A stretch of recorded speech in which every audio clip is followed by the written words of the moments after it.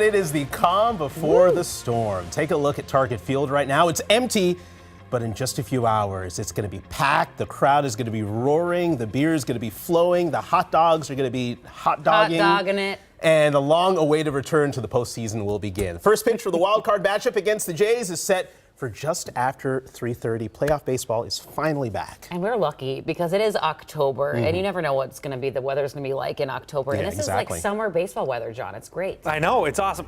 When I go to the playoff games, I don't even eat food. I just sit there like need a blanket because I'm so nervous about the game. I don't know. I got problems. Go Twinkies.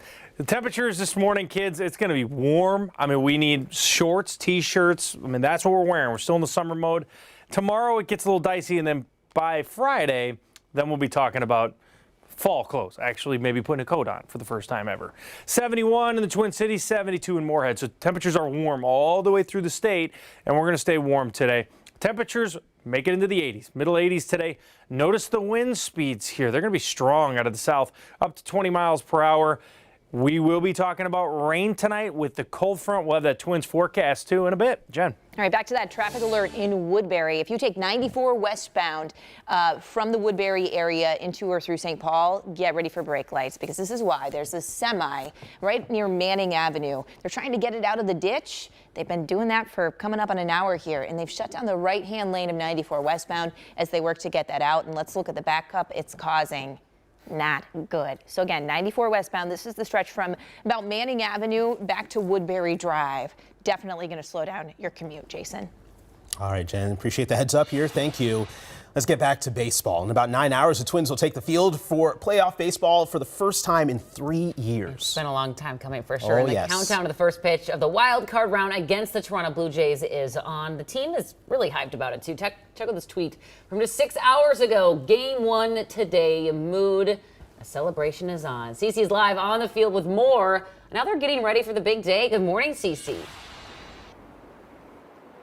Good morning. Super exciting to be out here this morning. So the roster, that's going to be finalized this morning. This morning, we also are learning that Pablo Lopez, he's going to start on the mound. Also, one big question this morning is if center fielder Byron Buxton is going to be out here playing today. He's been out since September with an injury. So a lot to think about today heading into the game.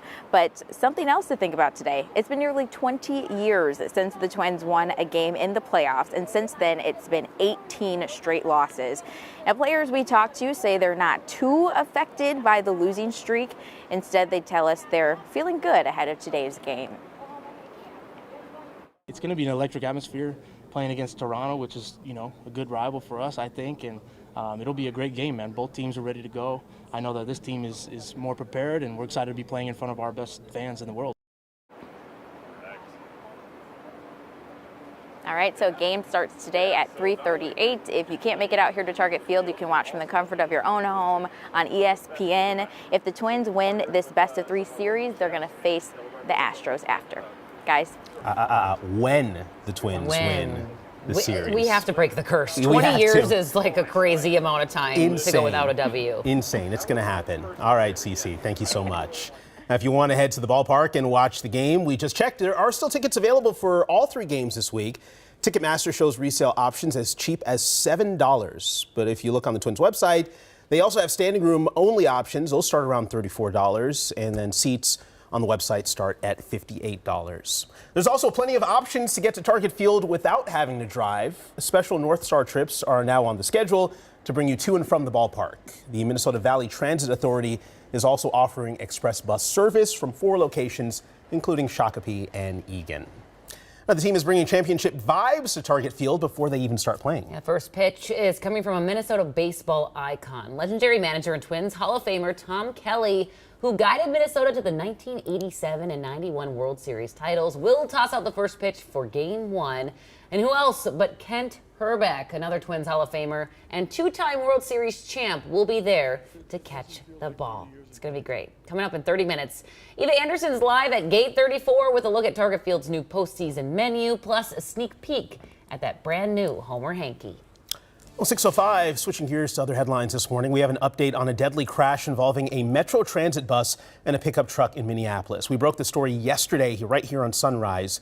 2 hours after yesterday's show, we confirmed with Metro Transit Police the victim who died was a passenger inside of the truck. The crash happened at the intersection of Chicago Avenue and 25th Street.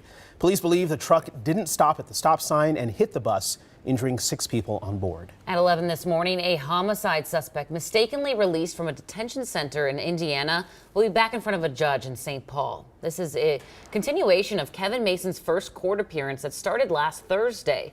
U.S. Marshals arrested Mason in South St. Paul after 2 weeks on the run. He's accused of murdering a man in Minneapolis back in 2021, but wasn't arrested for the crime until last month in Indiana. A clerical error led to him being mistakenly released. How he made it back to Minnesota is still unclear.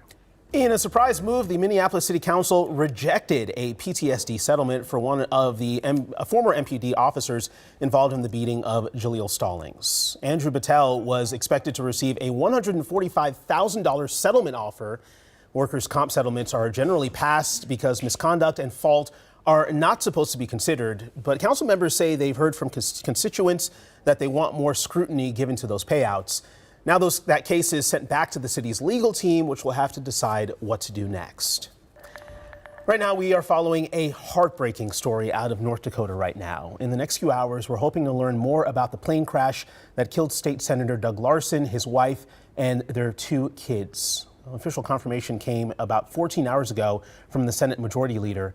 According to an email sent to state senators, their plane crashed shortly after stopping for fuel near Moab. The FAA and NTSB right now are investigating. Former President Donald Trump is getting ready to face a judge for day 2 of his civil fraud case in New York. We're taking a live look over the city this morning. New York's Attorney General is suing Trump, his company, and his 2 sons, saying they misrepresented his net worth by billions of dollars in order to receive better loan terms from banks. The AG is seeking $250 million in penalties. Trump denies any wrongdoing and says he's being unfairly targeted.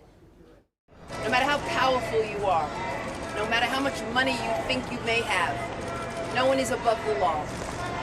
And it is my responsibility and my duty and my job to enforce it. We have a racist attorney general who's a horror show, who ran on the basis that she was going to get Trump before she even knew anything about me. The no jury trial is expected to last 3 months. This as President Joe Biden's son, Hunter, is also expected in court today in Delaware to face federal gun charges. A new vision is coming to the old Sears over in St. Paul. The Asian American Business Resilience Network, along with Asian Media Access, bought the building. They want to turn it into a world wellness center. So that will include a sports and arts focused charter school, a 3D theme park, a Zen garden, and housing. After 15 months of rebuilding, this morning we know the date for the opening of the Bedehamakoska's Lakeside Pavilion. So mark your calendars for Friday, October 20th. The original building burned down in 2019, and the $6.5 million construction project has seen several setbacks. The new pavilion will feature a restaurant and market from Pimento Jamaican Kitchen. It's going to be beautiful.